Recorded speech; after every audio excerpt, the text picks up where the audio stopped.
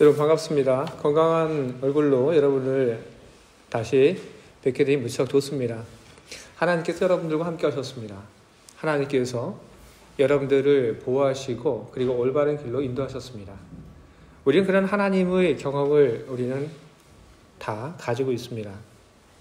우리는 그 경험을 가지고 함께 이제 하나님을 예배하고자 합니다. 한 마음으로 하나님을 예배하는 우리 속에 하나님이 주시는 은혜와 평강이 충만하기를 바랍니다. 여러분, 이제 오늘 우리들이 함께 나눌 하나님 말씀 보도록 하겠습니다. 오늘 우리가 함께 나눌 하나님 말씀은 누가복음 22장 54절부터 62절까지 기록되어 있는 말씀입니다. 예수를 잡아 끌고 대제사장의 집으로 들어갈 때 베드로가 멀찍이 따라가니라. 사람들이 뜰 가운데 불을 피우고 함께 앉았는지라. 베드로도 그 가운데 앉았더니 한 여종이 베드로의 불빛을 향하여 앉은 것을 보고 주목하여 이르되 이 사람도 그와 함께 있었느니라 하니 베드로가 부인하여 이르되 이 여자여 내가 그를 알지 못하노라 하더라. 조금 후에 다른 사람이 보고 이르되 너도 그 도당이라 하거늘 베드로가 이르되 이 사람아 나는 아니로다 하더라. 한 시간쯤 있다가 또 한 사람이 장담하여 이르되 이런 갈릴리 사람이 참으로 그와 함께 있었느니라. 베드로가 이르되 이 사람아 나는 내가 하는 말을 알지 못하노라 하고 아직 말하고 있을 때에 닭이 곧 울더라. 주께서 돌이켜 베드로를 보시니 베드로가 주의 말씀 곧 오늘 닭 울기 전에 내가 3번 나를 부인하리라 하심이 생각나서 밖에 나가서 심히 통곡하니라. 아멘. 함께 우리 기도하겠습니다. 좋으신 주님, 늘 우리를 좋게 대하시고 큰 은혜 가운데 살게 하시니 우리가 그 큰 은혜에 대하여 어떻게 감사를 표현해야 될지 우리가 알지 못합니다. 우리들이 이곳에 온 것, 하나님께 받은 그 은혜에 대한 우리의 작은 표현입니다. 이것으로 충분하지 않지만 이곳에 와서 하나님이 하신 일들을 고백하며 온 마음으로 하나님을 예배하며 주님께 받은 은혜로 인한 우리의 마음을 주님께 올려드립니다. 우리 예배를 기쁘게 받으시는 주님, 이제 우리들이 이곳에 와서 하나님을 향하여 찬송드리고 기도하던 중에 주님의 말씀을 우리들이 함께 듣고자 합니다. 주여 우리들 모두에게 지혜의 마음을 허락하여 주시옵소서. 그래서 주님의 말씀을 우리들이 잘 듣게 하시옵소서. 그리고 주님의 말씀을 우리들이 잘 따라 생활할 수 있는 그런 힘과 용기를 또한 우리들에게 주시기를 바랍니다. 그래서 우리들 안에 하나님 말씀을 따른다고 하는 것이 얼마나 좋은 일인지 하는 그런 경험들이 많이 쌓이게 하시옵소서. 하나님 말씀을 따라 살아가는 그 삶의 아름다운 열매가 하나님께 드리는 귀한 예물이 되기를 바라고, 그리고 그것이 우리들 모두에게는 앞으로의 삶을 더 열심히 주의 말씀대로 살아가겠다고 하는 그런 결심이 되게 하시옵소서. 예수 그리스도 이름으로 기도합니다. 아멘. 여러분, 우리들에게는 다른 사람의 마음을 읽을 수 있는 그런 기술, 그리고 그런 능력들이 있습니다. 여러분에게 다 있어요. 저에게도 있고. 우리들이 다른 사람의 마음을 읽을 수 있는 능력, 그리고 기술을 우리들이 갖고 있는데 그것은 우리 생존과 관련이 있는 것입니다. 다정한 것이 살아남는다라는 그런 책을 쓴 2명의 진화 인류학자가 있습니다. 한 사람은 브라이언 헤어, 그리고 또 한 사람은 버네사 우즈라고 하는 사람입니다. 이 두 사람이 함께 쓴 책에서 이런 얘기를 합니다. 여러 초기 인류 중에 호모사피엔스가 현재의 인간이 된 그 이유는 타인의 마음을 읽을 수 있는 그런 능력에서 나오게 되었다. 타인의 눈을 마주치고 손짓, 발짓을 이해하며 협력함으로써 생존에 유리하게 진화를 했다. 이것은 지금도 많은 사람들이 함께하는 그런 이야기들입니다. 심지어 아이들에게까지 다른 사람의 그 마음을 읽는 그런 능력이 있다고 이야기를 합니다. 아이들이 엄마 아빠를 보고 환하게 웃습니다. 엄마 아빠의 마음을 읽는 거죠. 어떻게 하면 엄마 아빠가 좋아하는지 그걸 아는 거죠. 그래서 아이들이 엄마 아빠를 보게 되면 웃는다고 그렇게 이야기를 합니다. 아이들 이야기이기 때문에 잘 믿기지 않을 수도 있겠지만 아이들 이야기 아닌 성인들의 그런 이야기들을 우리들이 들여다봐도 우리들은 공감을 할 수 있는 많은 그런 이야기들을 우리는 경험하게 됩니다. 한국의 문화를 가리켜서 종종 뭐라고 이야기를 하냐 하면 선비 문화라고 그렇게 이야기를 합니다. 선비 문화 속에서는 자신의 그 속내를 직접적으로 그렇게 표현하지 않습니다. 대신에 에둘러서 이야기를 하게 되죠. 그래서 예전 조선시대에 살았던 그런 사람들을 보게 되면 직접적으로 얘기를 하지 않습니다. 높은 지위에 있는 그런 정승, 그런 분들 역시 자기 마음속에 있는 그것을 쉽게 보이지 않고 그냥 표현합니다. 어떻게 표현하냐면 어떤 사람이 마음에 안 들고 하게 되면 그 사람을 이야기하며 쯔쯔 이렇게도 이야기하고 이런 괘씸한 놈 이렇게 이야기를 합니다. 그러면 옆에 있던 사람들이 그거를 듣고 그 정승의 마음을 읽게 됩니다. 이건 무슨 얘기지? 읽게 되죠. 그리고 그 마음을 읽은 다음에 어떻게 하냐면 그 정승이 마음속에 품고 있었던 그 생각대로 아랫사람들의 일을 처리를 하게 됩니다. 그게 선비 문화 속에서는 무척 중요했습니다. 다른 사람의 마음을 읽는 것, 특히 나보다 위에 있는 사람들의 그 마음을 다르게 읽는 것, 그것은 참 중요했습니다. 그래야지 자기 자신도 생존하고 살아갈 수가 있었던 것입니다. 다른 사람의 마음을 읽는 것, 그것은 지금을 살아가는 사람들에게도 무척 중요한 일입니다. 그래서 책들을 보게 되면 많은 그런 책들이 나옵니다. 사람의 마음을 읽는 법, 사람의 마음을 읽는 기술 해서 많이들 이야기합니다. 사람이 어떤 사람하고 같이 앉으면 그건 또 어떻게 되는 것이고, 그리고 어떤 사람과 마주 앉게 되면 그거는 또 어떤 것이다.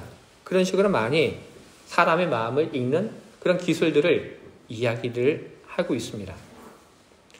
많은 사람들이 다른 사람의 마음을 알고 싶어하고 읽고 싶어하고 그리고 그런 다른 사람들의 마음을 읽는 그런 능력을 키워가고 싶어하고 있습니다. 필요한 일들이죠.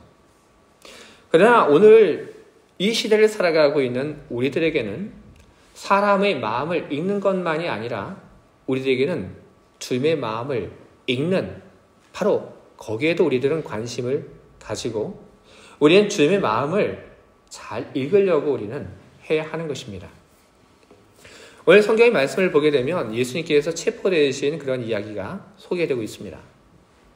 예수님을 죽이기 위한 음모가 이제 실행이 되고 있습니다. 예수님을 따라왔던 그 무리들은 예수님을 체포하러 온 군대들의 겁을 먹고 뿔뿔이 흩어졌습니다. 다 흩어졌는데 유독 한 사람, 베드로는 멀리 도망가지 않고 예수님 그 근처에 머물러 있었습니다. 하지만 그에게도 용기는 부족했습니다. 예수님께서 끌려갈 때 베드로는 먼 발치에서 끌려가는 예수님을 보고 그 뒤를 쫓아갑니다. 예수님께서는 대제사장의 집에 끌려 들어갑니다. 베드로 역시 그 집에 들어갑니다. 들어가 봤더니 마당에 불이 피워져 있었고 사람들이 앉아 있습니다. 베드로가 은근슬쩍 그 자리에 끼어 앉게 되죠. 바로 그곳에서 베드로는 그곳에 앉아있던 사람들로부터 너는 예수님과 함께 다니던 사람이 아니냐는 그런 질문을 받게 됩니다. 그 세 번의 그 질문 앞에서 베드로는 아니다라고 그는 강하게 부정합니다. 시몬 베드로가 세 번째, 나는 예수님을 전혀 알지 못한다고 그렇게 강한 부정을 할 때 바로 닭이 울었습니다. 그리고 그 순간 예수님께서는 얼굴을 돌려서 시몬 베드로를 바라보셨습니다. 베드로는 예수님을 바라봤을 때 비로소 예수님께서 하신 그 말씀이 생각이 났고 그 후에 그는 집 밖으로 나가서 그는 통곡했습니다. 시몬 베드로를 바라본 예수님의 마음, 그 마음은 어떤 마음이었을까요? 대제사장의 그 집에서 베드로가 예수님을 모르는 사람이라고 부인하기 훨씬 이전에 예수님께서는 이미 거기에 대해서 예언을 하셨습니다. 베드로에게 이야기를 하셨죠. 베드로, 너는 이후에 나를 모른다고 3번 부인할 것이다. 그때 베드로는 그 말을 수긍하지 않았습니다. 베드로는 예수님에게 그 말을 되받아쳤습니다. 아니요, 저는 그러지 않을 겁니다. 저는 죽어도 저는 그러지 않고 저는 주님을 모른다고 저는 그렇게 하지 않겠습니다. 하지만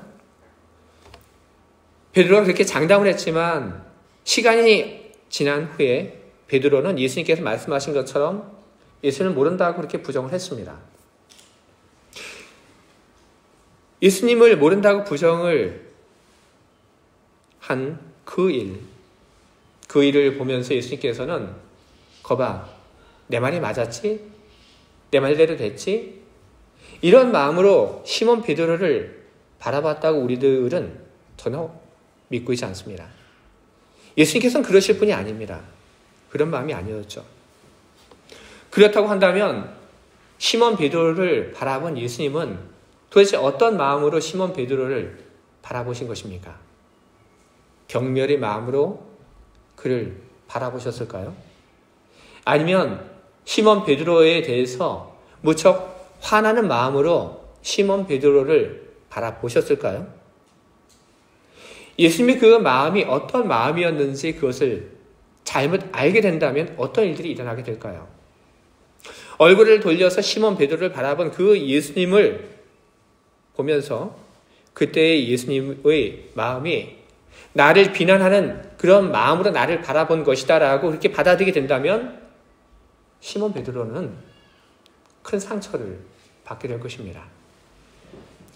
예수님의 그 모습을 보면서 예수님께서 나를 경멸하는 마음으로 그렇게 바라보셨구나, 그렇게 받아들이게 된다면 베드로는 무척 창피할 겁니다. 하지만 닭이 운 후에 베드로를 바라본 예수님의 마음은 그런 마음이 아니었습니다. 닭이 운 후에 베드로를 바라본 예수님의 마음, 그 마음은 어떤 마음이었냐 하면 베드로를 불쌍히 여기는 그런 마음이었습니다. 예수님께서는 예수님을 모른다고 시몬 베드로가 부인을 했는데 시몬 베드로가 그 상황 속에서 그럴 수밖에 없었다고 하는 것을 예수님은 알고 계셨습니다.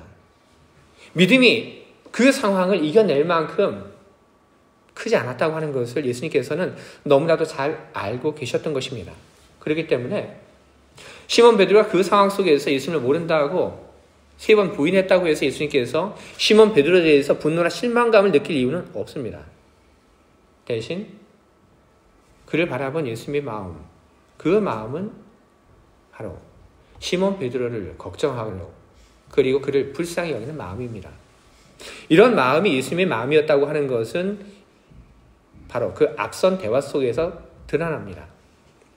예수님께서 당신이 당할 순환을 예고하실 때 그때 예수님께서는 그 제자들 앞에서 당신이 당할 그 순환에 대해서 이야기를 하셨고 그리고 그 이야기하는 중에 예수님은 한 사람, 시몬 베드로를 지목하여 이렇게 말씀하셨습니다. 누가복음 22장 31절부터 32절까지 기록되어 있는 말씀인데 시몬아 시몬아 보라 사탄이 너희를 밀 까부르듯 하려고 요구하였으나 그러나 내가 너를 위하여 내 믿음이 떨어지지 않기를 기도하였노니 너는 돌이킨 후에 내 형제를 굳게 하라. 사탄이 너희를 밀 까부르듯 하려고 요구하였다. 바로 지금 당하고 있는 이 일을 두고 예수님께서 말씀을 하신 것입니다. 예수님께서는 바로 그 상황을 내다보시면서 뭘 걱정하고 계십니까? 시몬 베드로를 걱정하고 있는 겁니다. 그의 믿음이 떨어질 것을, 그가 실패할 것을, 그리고 실패한 후에 어떻게 될까 하는 것을 예수님께서는 걱정하고 계십니다. 예수님께서 베드로에게 전해하셨던 너는 돌이킨 후에, 이 말이 어떤 뜻인가? 세번역을 보게 되면 너는 돌이킨 후에 라는 이 말을 이렇게 번역을 합니다. 내가 다시 돌아올 때에는. 그리고 공동 번역을 보게 되면 거기에는 내가 나에게 다시 돌아오거든, 이렇게 번역을 합니다. 바로 베드로가 이 일로 인해서 예수님에게 멀어지는 것을 이야기를 하고 있는 것입니다. 믿음의 길에서 멀어지고 예수님에게서 멀어진 것을 이야기하고 있는 것입니다. 예수님을 부인했기 때문에 그 일로 인해서 믿음에서 멀어지고 그리고 예수님에게서 멀어지는 바로 그 일을 예수님은 내다보시며 베드로에 대해서 걱정하고 있는 것입니다. 이런 예수님의 마음은 달라지지 않았습니다. 고난의 그 자리에서도 예수님께서는 베드로를 걱정하셨던 그때의 그 마음으로 다기울자 바로 시몬 베드로를 걱정이 되어 돌아보셨던 것입니다. 시몬 베드로를 바라보신 예수님의 마음은 단지 베드로를 불쌍히 여기고 그리고 걱정하는 마음만은 아니었습니다. 또 다른 마음도 예수님께서는 갖고 시몬 베드로를 보셨습니다. 잘 되었으면 하는 마음, 그런 마음 또한 예수님께서는 갖고 계셨습니다. 제가 앞에 인용했던 말씀, 그 말씀을 다시 한번 보겠습니다. 22장 32절에 있는 말씀. 그러나 내가 너를 위하여 내 믿음이 떨어지지 않기를 기도하였노니 너는 돌이킨 후에 내 형제를 굳게 하라. 내 형제를 굳게 하라고 예수님께서 그렇게 말씀하셨죠. 시몬 베드로에게 예수님께서 사명을 주는 그런 말입니다. 사명을 주는 이 말에는 어떤 마음이 담겨져 있습니까? 시몬 베드로가 믿음 안에서 잘 회복하고 성장해서 그래서 이후에는 다른 사람의 그 믿음을 굳게 하는 그런 일을 하기를 바라는 마음이 그 말에는 담겨져 있었던 것입니다. 그를 불쌍히 여기는 마음, 그리고 그가 믿음의 길로 다시 돌아와서 그 믿음 안에서 자라고 그래서 다른 사람을 향하여 선한 영향력을 줄 수 있는 그런 사람이 되기를 예수님께서는 그런 마음을 가지고 계셨던 것입니다. 여러분, 오늘 우리는 예수님의 그 행동 속에서 우리는 예수님의 마음을 읽습니다. 오늘 우리들이 이 성경 속에서, 이 말씀 속에서 예수님이 가지셨던 그 마음을 읽은 것처럼 우리는 우리 일상 속에서 우리는 예수님의 마음을 읽어가야 하는 것입니다. 우리가 예수님의 마음을 읽는다고 하는 것은 우리 행동을 지배하고 그리고 우리 미래를 결정하게 되는 것입니다. 베드로 역시 그렇습니다. 베드로가 예수님의 그 마음을 어떻게 읽었는가? 바로 그것이 그의 행동과 그의 미래를 결정을 지었습니다. 여러분, 마음을 읽는 그런 능력들을 여러분 키우시기 바랍니다. 마음을 읽는 능력들은 우리가 어떻게 하면 우리가 향상시킬 수 있을까요? 어떻게 하면 그런 능력들을 우리가 키워갈 수 있을까요?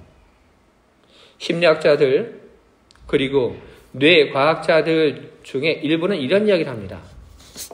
뇌는 정보를 처리하는 기관이며 사고는 일종의 연산이다. 이 말에 저는 100% 동의하지는 않습니다. 하지만 이 말을 듣고 저는 어느 정도 수긍을 합니다.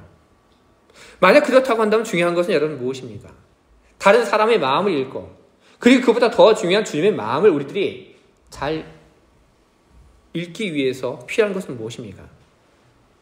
올바른 정보, 그 정보의 양이 중요하고 그리고 그 정보를 잘 처리하는 연산의 능력을 갖는 것이 우리들에게는 필요한 것입니다.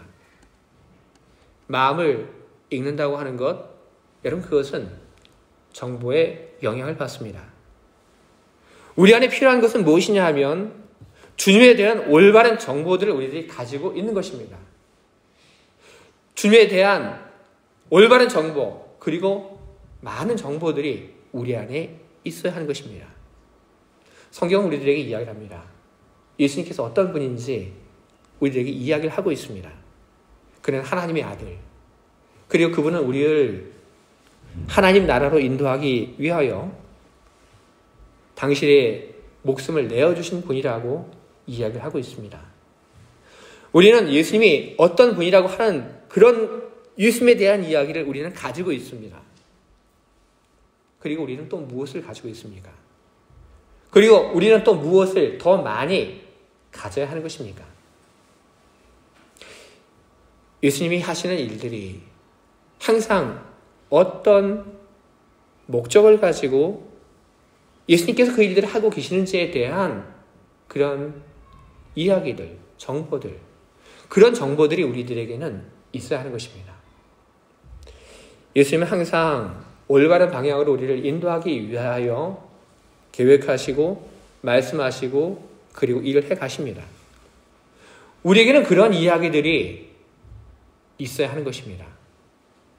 그리고 그런 정보들이 우리 안에 더 많이 쌓이고 쌓여야 하는 것이고 그리고 그런 정보들이 우리 안에 계속 들어오게 하며 우리는 그런 정보들을 통하여 주님의 마음을 잘 읽어내는 그런 훈련들을 우리는 해 나가야 하는 것입니다. 주님에 대해서 우리들이 알고 있는 것, 그것을 가지고 주님의 마음이 어떤 것인가를 우리들이 읽어내는 그런 처리 속도, 그것이 빨라야 합니다. 그리고 주님의 마음이 어떤 것인지 읽어내는 데 있어서 잘못 읽을 수 있습니다. 실패값이죠. 그런데 이런 실패값이 좀 줄어들 수 있도록 우리는 해야 하는 것입니다. 그것이 우리가 해야 하는 일들인 것입니다. 주님에 대해서 많은 것을 알고 그리고 그 정보들을 통해서 주님의 마음을 빨리 그리고 정확하게 우리들이 아는 것이 중요합니다. 그것을 위해서 가장 도움이 되고 가장 필요한 것은 무엇이냐 하면 매일의 큐티입니다. 여러분 큐티 아시죠? 우리는 큐티를 통해서 우리는 무엇을 합니까? 우리는 큐티를 통해서 하나님은 어떤 분, 우리는 하나님에 대해서 우리는 듣게 됩니다. 그리고 우리는 큐티를 통해서 예수님은 어떤 분, 우리는 듣게 되죠. 그리고 그분이 지금 무엇을 하시려고 하는지에 대한 이야기를 우리는 말씀을 통해서 우리는 보게 됩니다. 그리고 우리는 거기서 멈추지 않죠. 우리는 그 큐티를 통해서 그 말씀을 읽으면서 그 속에 담긴 하나님의 뜻은 무엇일까? 하나님의 마음은 무엇일까? 우리는 찾게 되죠. 예수님의 마음은 무엇일까? 우리는 찾고 우리는 그 답을 얻어가게 됩니다. 이런 일을 반복하면서 예수님의 마음을 우리는 잘못 이해하는 그런 실패값을 우리는 점점 떨구게 되고 우리는 더 빨리 예수님의 마음을 우리는 정확하게 읽어낼 수 있는 그런 능력을 갖게 되는 것입니다. 그리고 그런 능력을 갖게 된 우리라고 한다면 성경에 있는 사건만을 가지고 우리는 예수님의 마음을 읽는데 멈추지는 않을 겁니다. 우리는 우리 삶 속에서 일어나는 일들, 우리는 그 일들 속에서 예수님께서 어떤 마음을 가지고 계시는지 예수님의 그 마음을 우리는 읽을 수 있게 될 것입니다. 힘들고 어려운 일이 우리에게 주어진다 할지라도 예수님의 마음을 우리들이 읽게 된다고 한다면 상황은 달라지게 됩니다. 우리는 어떤 상황을 바라보며 어떤 정해진 프레임을 가지고 우리는 그 상황을 바라보게 됩니다. 내가 만들어 놓은 어떤 그런 프레임이죠. 그걸 가지고 우리는 상황을 바라보게 됩니다. 하지만 예수님의 그 마음을 알게 되면 그러면 내가 상황을 바라봤던 그 프레임이 아닌 새로운 프레임을 가지고 우리의 상황을 보게 됩니다. 심리학에서는 그것을 가리켜서 리프레이밍이라고 이해합니다. 주님의 마음을 이해하고 그 주님의 마음으로 우리에게 일어난 일들을 다시 보고 그리고 받아들이는 일들을 하게 되는 것이죠. 예수님 마음을 읽는다고 한다면 우리는 이해를 하게 될 겁니다. 우리는 예수님께서 어떤 마음으로 이 일을 하시는지 우리는 알고 우리는 우리가 처한 그 일들에 대해서 우리는 좌절하지 않고 우리는 힘을 내고 우리는 믿고 우리는 우리에게 주어진 그 시간들을 견디고 우리는 결국 승리를 하게 될 것입니다. 교회 사랑하는 교회 여러분, 우리 주님의 마음을 여러분 읽으시죠. 노력하시기 바랍니다. 하나님의 말씀을 읽을 때 하나님의 마음은 어떤 것일까? 예수님의 마음은 어떤 것일까? 그 마음을 여러분 읽으시기 바랍니다. 여러분의 생활 속에서 일어나는 그 일들 속에 담겨져 있는 하나님의 마음은 무엇일까? 예수님의 마음은 무엇일까? 그 마음을 읽어가시길 바랍니다. 그러므로 모든 나쁜 것들을 그 부정적인 것을 여러분 이기시기 바랍니다. 새로운 시각으로 주님이 주신 그 마음으로 세상을 바라보고 그리고 그 주님의 마음을 여러분 보시며 그 마음을 여러분 닮아가시길 바랍니다. 예수님의 그 마음으로 살아가시며 예수님처럼 하나님의 뜻을 위하여 열심을 내는 여러분들 모두가 다 되기를 주님의 이름으로 축원을 드립니다. 기도하겠습니다.